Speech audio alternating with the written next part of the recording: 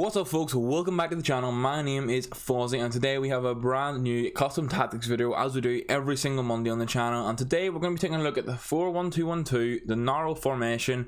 I've looked at it in the past. As you know, I like to test a ton of different formations. I like not to run the same thing too often. I like to keep it fresh, not get too stale.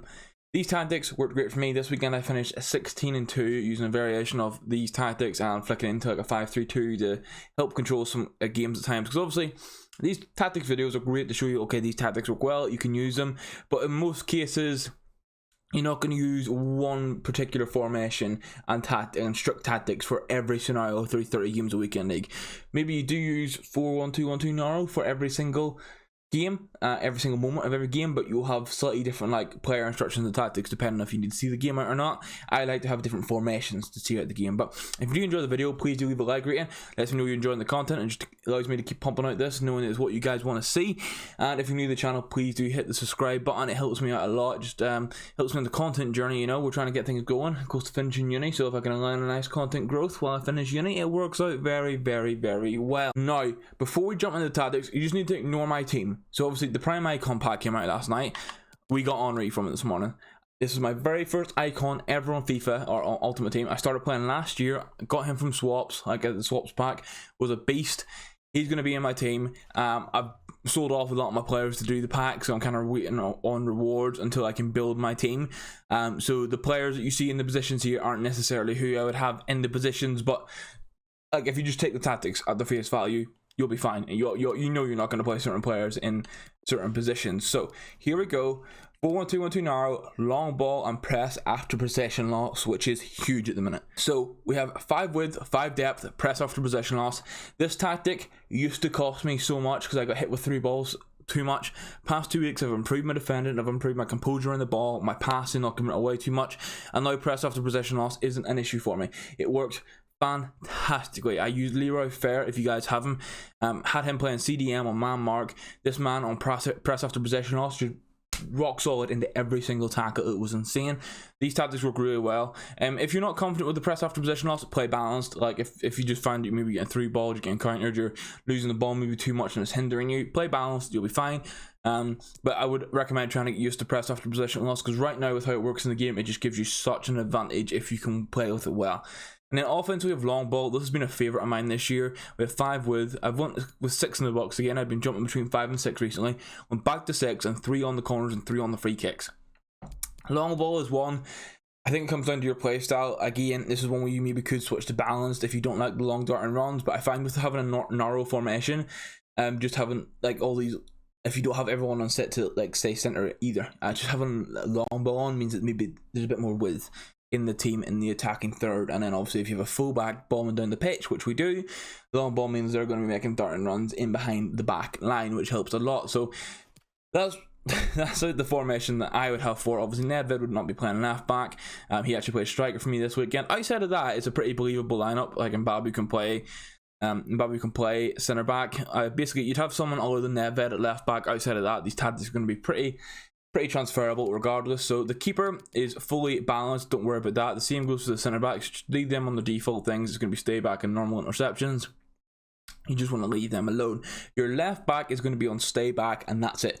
No overlap, nothing like that. Mixed attack is the best sort of run type to have at the minute, unless there's specific scenarios where you want an overlap. But on your left back on stay back, and then your right back is going to be fully balanced now. So obviously that means you're going to want this can change as well, and I will explain real quick here. So if you'll see in my centre defensive midfielder, you can see Bruno Guimaraes and Ruben Neves are on the right hand side. So obviously my defensive midfielders are playing the right hand side of the pitch because Tavernier is going to be my right back and he's going to be going up on balance.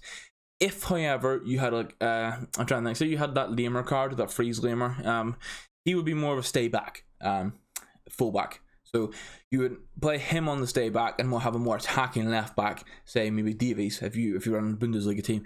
So then your Neves would basically swap over with Odegaard and just play defensive that way. So that's how you want to try and align this, and that's how you keep a good amount of like level and consistency across the team. You want to have a nice balance in the team. You don't want to have one side heavily attacking and being exposed. So I think that's one thing I focused on that helped me quite a lot this weekend, is just having that consistency and the balance in the team. So we look at Bruno Guimaraes first of all, the main centre defensive midfielder.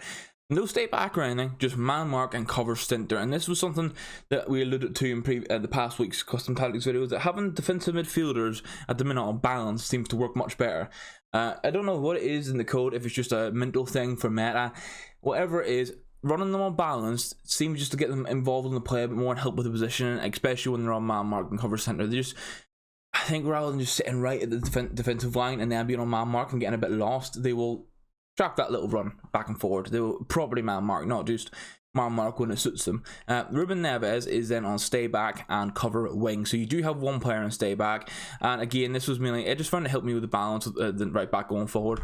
There was a bit of testing back and forward, and that's just how it worked. I found a really nice bit of consistency when I did that. So I would recommend it. So try that man mark and balance on CDM, and then just have a full stay back, and then everything else on the default settings on your right center mid. My left center mid, or your left center mid, is going to be on get forward. That's it. Basically, you have your triangle 3. Everyone knows the triangle 3, stay forward, through balls, whatever you want to play. But you want to have that like additional support. You don't want to be playing everyone else behind the ball and just relying on these 3 attackers. You want to have a box to box that's more attacking minded, or a cam with good stamina and decent physical. And Odegaard fit that bill for me, playing on the left center mid role. This basically means anytime you have an attack, they're going to be getting involved. Now, I don't have them on get into the box, because when you have them and get into the box, it means any loose balls that would possibly fall, you have no hope, because obviously Bruno is going to be on man mark and cover center. He's not going to be too far up the pitch. Neves will stay back. Tavernier is going to be bombing up the pitch. He's probably on the right hand side. So if Odegaard was also on get into the box, you would have an issue where you'd have this gap between the edge of the box and probably the halfway line.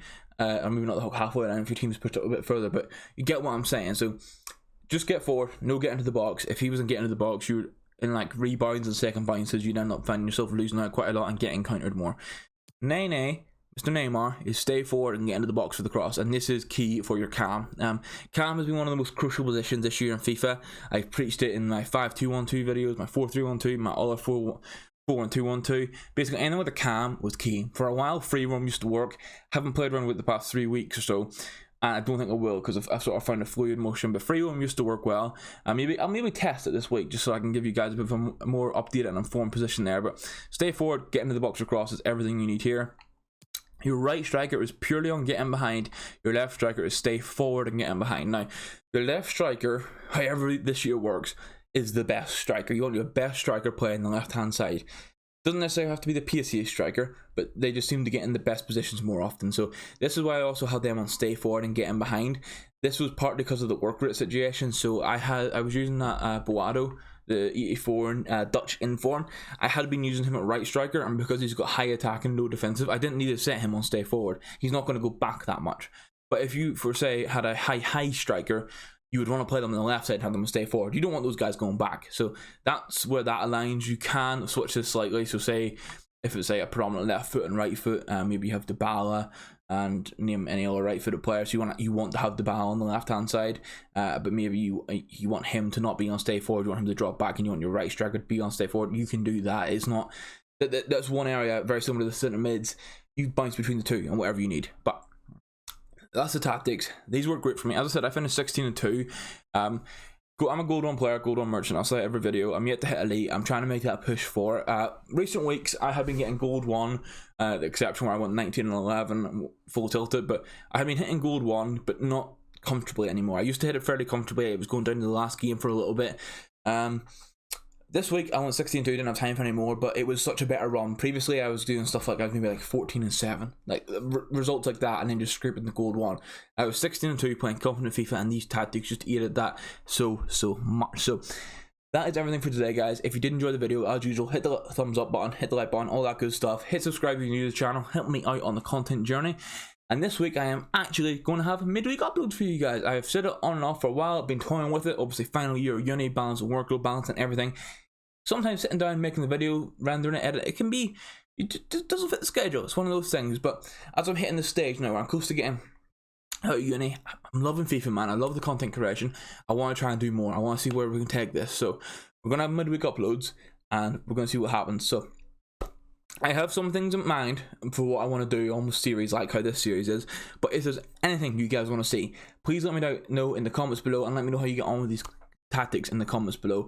I've had some suggestions about putting gameplay in, so I'm thinking maybe more in-depth gameplay tailored ones later in the week, so these can be sort of still, they can stay, these tactics can stay as the fast, hard-hitting, this is what you want to use, as much as I may ramble here and there. But that's it. Leave your ideas. My controller's fallen, it's safe now.